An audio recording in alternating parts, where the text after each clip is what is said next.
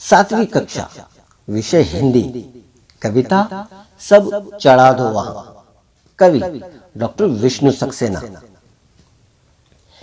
एक दिन फूल से तितलियों ने कहा, कैसे रहते हो खुश तुम हर एक हाल में।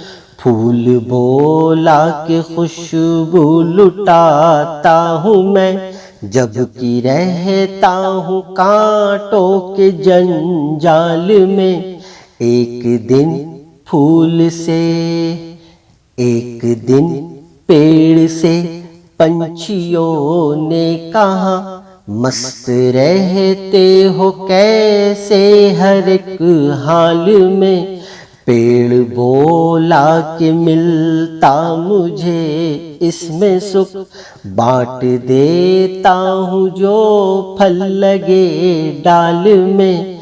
एक दिन फूल से, एक दिन ओठ से आँख ने ये कहा, मुस्कुरा कैसे लेते हर एक हाल में। ओठ बोले है कोशिश किसी आँख से, कोई आंसू न आए नए साल में।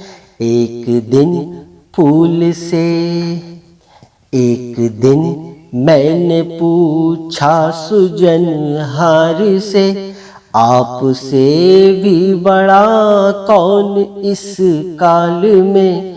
बोले माँ बाप से है न कोई बड़ा, सब चढ़ा दो वहाँ जो रखा थाल में।